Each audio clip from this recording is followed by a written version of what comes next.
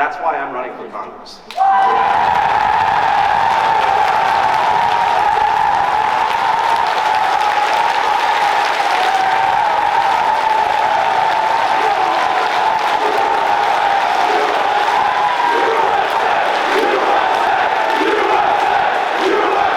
How's it going, guys? If you haven't guessed, this is probably going to be a different video than you're used to.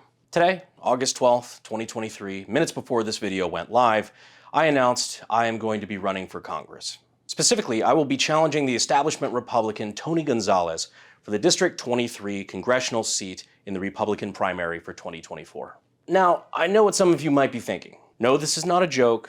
No, this is not satire. I have legally filed to run for Congress, and I do intend to take this role very seriously. I understand to many of you this may come as a surprise, but don't worry. In this video, I hope to explain why I'm doing this, what I actually hope to accomplish, and what this means for us going forward. But first, no, this channel is not about to go full political. So if you're here for the firearm breakdowns, history, and all the other fun stuff we get into, don't worry. That's not going anywhere, and no, I don't plan on sanitizing my humor or content either. But for me personally, a lot of things are about to change behind the scenes. But before I get to specific policies or the things that I want to accomplish with this, I want to talk first about the two main reasons why I decided to take this big leap. The first being that I love this country. I know it sounds cliche, but that's the honest truth. But much more than that, I think I have a deep love for the values that this country was founded on. The ideas of freedom, of self-governance. You see, America was never supposed to be the country that gave you everything you always wanted.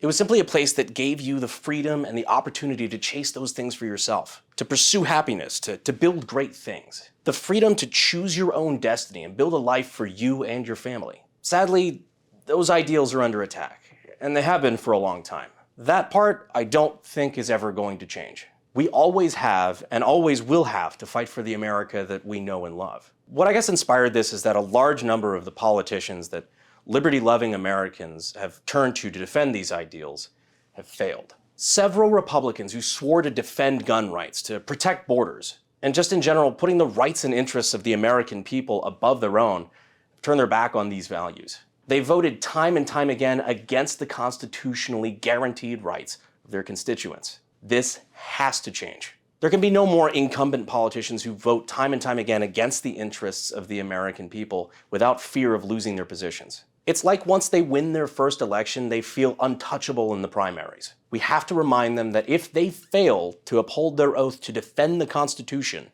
that we will primary them, we will campaign against them, and we will win.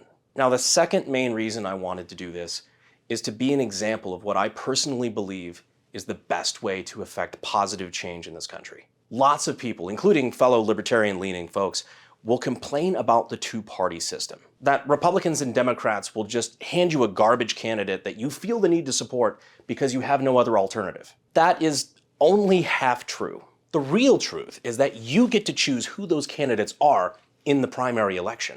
And your vote and your efforts go a lot farther in that primary election because it's so often overlooked. But you can make a difference in your local elections, running for school board, city council, and a bunch of other local positions, sometimes even unopposed. I want to inspire a wave of freedom-loving young Americans to take on local roles, support liberty-minded candidates, and effect positive change in this country. If that is the legacy that I leave when I die, I will die a happy man. But how can I tell you to do something and inspire you to be leaders if I'm not first willing to put my money where my mouth is and do it myself? That is why I stepped up to the challenge. I identified the weak politician who was supposed to be my Texas representative, who voted for gun control, voted our rights away, and I'm challenging him for his job. Because I want these people to know actions have consequences. Now, I also want to make this very clear. I do not need this. I'm not running because this is a career I've always wanted.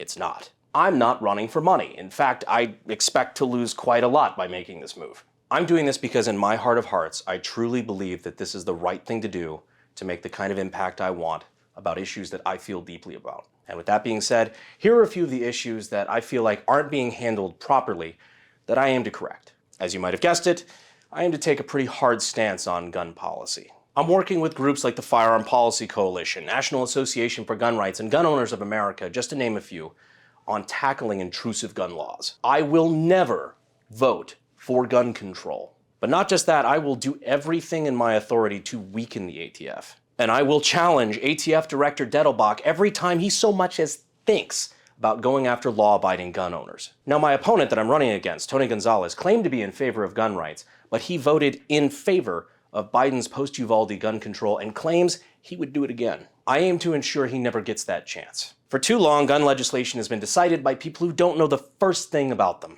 I actually don't know what a barrel shot. Okay, I because it's believe in your it's a shoulder thing legislation. that goes up. No, it's not. I've held an AR-15 in my hand. I wish I had it. It is as heavy as 10 boxes that you might be moving. I'm going to fix that. I also aim to take a stance against digital censorship and big tech. As someone who made an entire career online, it is insane to me that the people who are in charge of legislating online issues are too old or out of touch to even define them. Issues such as social media censorship, cryptocurrency, AI, they're being decided by people who were born half a century before the first home computer. We are in a digital age, and we need people at the helm who understand these issues. It's also important for me to take a hard stance as a First Amendment advocate. Given that when we're no longer free to speak our minds about issues that are important to us, we will no longer be a free nation. The next is border security. I know of everything we've talked about, this might be a more controversial topic, but Texas District 23 has more border frontage with Mexico than any district in the country, making this a very important issue for us. It's also an issue that Tony Gonzalez has also failed in by voting against Republicans in favor of amnesty. As somebody with Hispanic lineage on both sides, I know more than most that this is not an issue born out of hatred for immigrants. It is instead born from respect for due process and above all, the safety of American citizens. Now, of course, there's lots of other issues that I don't really have time to delve into here, but my stance on most things can pretty much be summed up with this. I am a hardcore constitutionalist that believes that the government that governs best is the government that governs least. The federal government of the United States is out of control, and it has been for a long time. Plenty of politicians that are currently still in office are complicit in allowing it to become the monstrosity that it is. I intend to, at the very least, block measures that will continue to feed this out-of-control beast. And if I can, dismantle it at every opportunity that I get so that we, the people, have the best shot possible to live out the American dream without interference. That is my goal.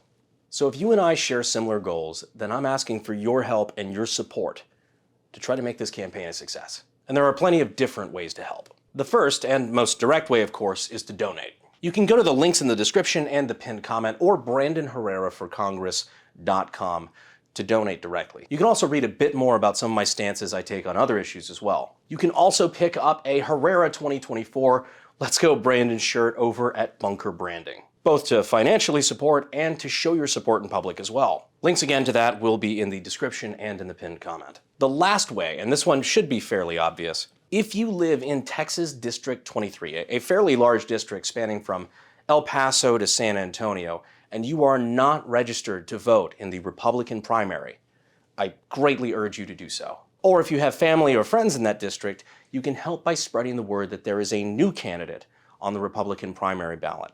One that will actually vote for Texas values, and not with gun grabbers and globalists.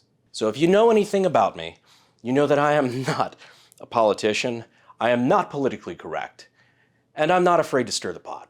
And someone who will stir the pot is something I feel like is badly needed right now. You can also follow along as I vlog the entire journey of what it's like to run for Congress over on my B channel. It's gonna be a wild ride, and I can only imagine what that's going to look like. But I know that it's not something that people usually get to see. So I felt like that would be a fun way to get to share this experience with you in a more raw and unfiltered way. So if you'd like to follow that, of course, links are down below as well. So yeah, life is about to change for me, at least for a couple of months. But with any luck, some real good has the potential to come from all of this. I've already got the support of several organizations I've been working with behind the scenes.